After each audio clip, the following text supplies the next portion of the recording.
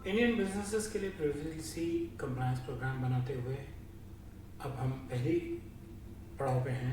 आज हम बात करेंगे कि क्या इनिशियल स्टेप्स होने चाहिए इंडियन बिजनेसेस को प्रिवेसी कंप्लायंस प्रोग्राम बनाने। मेरे यूट्यूब चैनल पे आपका स्वागत है। इस पे आप रोज नया कंटेंट देखते हैं प्रिवेसी पे, और जैसा कि मैंने कहा आज हम बात करेंगे प्रिवेसी कंप्लायंस प्रोग्राम बनाने में फर्स्ट स्टेप्स क्या होने चाहिए, क्या होनी चाहिए first steps.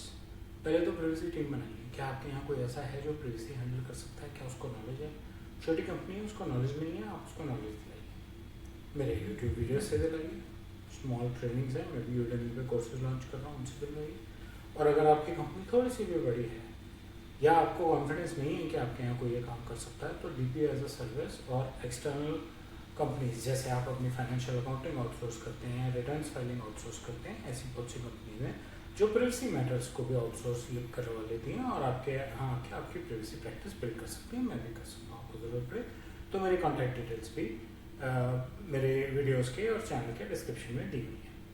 Mid size companies जो हैं वो एक्सटर्नल सर्विसेज ले सकती हैं, लेकिन जो लार्ज साइज़ कंपनीज हैं, खास करके अगर उनके पास डेटा वॉल्यूम पहुँच जाता है और बहुत सेंसिटिव डेटा हैंडल करने हैं, उनके पास बैंकिंग इन्फॉर्मेशन है, बैंक्स खुद हैं, हेल्थ केयर इन्फॉर्मेशन है, हॉस्पिटल्स हैं, बायोमेट्रिक्स हैं, उस केस में उनको इंटरनल प्रिवेसी टीम खुद इंटरनल बनानी पड़ेगी। ये लॉ में लिखा गया है। बीपीओ इंटरनल होना चाहिए, भारत में रहने वाला होना चाहिए, भारत से ही काम करेगा और वो अपनी टीम बिल्ड करके आगे टीम से काम कराएगा। टीम के जो काम है, मेरे चैनल पर बहुत सारे डीपीओस पे वीडियोस हैं, लेकिन मैं फिर भी बता रहा हूँ कि जो डेटा प्रोटेक्शन ऑफिसर है उसके छोटे से काम है कि उसको बेसिक पॉलिसीज़ कि हम ऑर्गेनाइजेशन कैसे हैं, प्रिवेसी को कैसे हैंडल करेंगे, कैसे बेस्ट प्रैक्टिसेस अप्लाई की जाएंगी, और असेसमेंट्स करना, रेगुलेटर्स के साथ बात करना, रेगुलेटर्स की क्वेरीज पे रिस्पॉन्ड करना, ऑडिट्स हैंडल करना, ये कुछ बेयर मिनिमम बेसिक काम है उनके।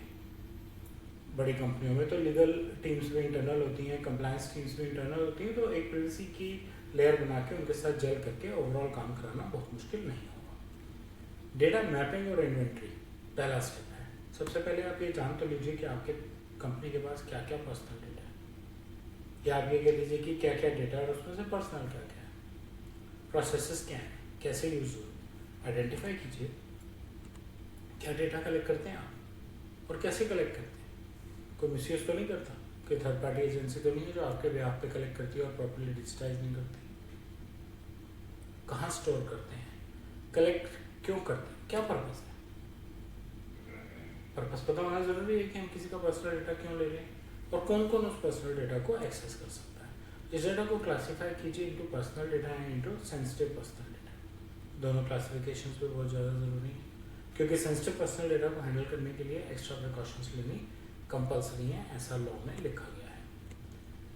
उसके बाद आप अंडरस्टैंड कीजिए जो सबसे इम्पोर्टेंट चीज़ एक और है। सारे स्टेप्स इम्पोर्टेंट है वैसे, और हर स्टेप पे ऐसा लगता है कि ये सबसे इम्पोर्टेंट, लेकिन सारे इक्वली इम्पोर्टेंट है। चेन तो पूरी चलेगी, चेन बीच में तोड़ तो सकते नहीं। डेटा का फ्लो क्या है, जैसे मैं हमेशा उदाहरण देता हूँ, एक छोटी सी कंपनी है जो एक टेक्निकल प्रोडक्ट बेचती है और उसको इम्प्लीमेंट करती है और अपने कस्टमर को सर्विस देती है। छोटा सा प्रोजेक्ट, क्या उसके पास पर्सनल इन्फॉर्मेशन है, उसके अपने एम्प्लॉयज़ की है, तो डीपीडीपी एक्ट तो लागू हो गया उसके लिए। मार्केटिंग वाले एक डेटाबेस खरीदते हैं जिसमें कस्टमर का नाम होता है और फ़ोन नंबर होता है, और वो कस्टमर के पीछे पड़ते हैं और 100 में से 10 लोग जवाब देते हैं, 10 में से 2 लोग खरीदते हैं। सेल्स वाले वो सेल्स एग्जीक्यूट करते हैं। अब हमारे पास उसका एड्रेस भी आ गया, उसका ईमेल आईडी भी आ गया, ठीक। अब जब सेल्स वाले ने सेल्स एग्जीक्यूट कर दी तो बिलिंग वाले ने बिल बनाना है, तो उसको पूरी इन्फॉर्मेशन चाहिए। फाइनेंस वाले को क्या इन्फॉर्मेशन चाहिए, बैंकिंग नहीं भी चाहिए तो आ जाएगी उसके पास। जब पेमेंट आएगी तो बैंक का नाम आ जाएगा, और कोई क्रेडिट कार्ड से पेमेंट करना चाहता है तो पक्का आ जाएगी। तो फाइनेंस वाले का भी काम हो गया, ठीक है। और इम्प्लीमेंटेशन वाले को, लॉजिस्टिक्स वाले को एड्रेस चाहिए कि वो वहाँ जाके उसको इम्प्लीमेंट कर सकें। सपोर्ट वाले को एड्रेस चाहिए जिससे कि वो जाके टाइम टू टाइम सर्विसिंग कर सकें। तो एक पूरी चेन है जो आपके प्रिवेसी ऑफिसर के लिए, प्रिवेसी मैनेजर के लिए समझनी बहुत ज़रूरी है, जिससे कि ध्यान से काम किया जाए, कोई दिक्कत ना आए। पर्सनल और सेंसिटिव डेटा के बीच में आप आइडेंटिफिकेशन कीजिए, चेक कीजिए डेटा का पर्पस क्या था, और जैसा कि दो प्रिंसिपल्स हैं इनिशियल डेटा प्रिवेसी के। पर्पस क्या था, डेटा क्यों लिया, और उस पर्पस के लिए मिनिमम डेटा लेना था, तो क्या आपने मिनिमम लिया या आपने कुछ एक्स्ट्रा लिया। डेटा कैसे ऑर्गेनाइजेशन में फ्लो कर रहा है, डेटा की लाइफ साइकिल क्या है, कितने टाइम के लिए रखेंगे आप डेटा, कस्टमर चले जाने के बाद इमीडिएटली डिलीट कर देंगे, 6 महीने बाद डिलीट करेंगे। DBDP एक्ट के जो रूल्स आए हैं, रूल्स 2025, उसमें उन्होंने कहा है कि अगर आप एक ई कॉमर्स कंपनी हैं और कस्टमर अब आपके साथ काम नहीं कर रहा तो 3 साल बाद आप उसका डेटा डिलीट कर देना चाहिए, क्योंकि कंप्लायंस है। तो आपको अपनी लॉन्ग टर्म स्टोरेज प्रैक्टिसेस और रिटेंशन पॉलिसीज और डेटा डिलीट कैसे होगा ये बनानी ज़रूरी है।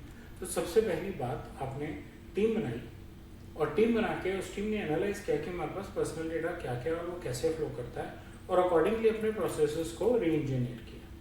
डॉक्टर एन कहोकियन के प्राइवेसी बाय डिज़ाइन मॉडल को अपने प्रोसेसेस में इंप्लीमेंट कीजिए, जिससे कि जब भी कोई काम करे उसमें अगर पर्सनल डेटा है तो उसकी प्राइवेसी का पूरा ध्यान रखा जा सके। तो ये पहला स्टेप है प्राइवेसी कंप्लायंस प्रोग्राम का। आगे चल के हम और डिटेल डिस्कस करेंगे। मुझे उम्मीद है आपको ये कंटेंट अच्छा लगा होगा। आप बेल और लाइक आइकन दबाएं, मेरे चैनल से सब्सक्राइब करें और अपना फीडबैक कमेंट सेक्शन में शेयर करें।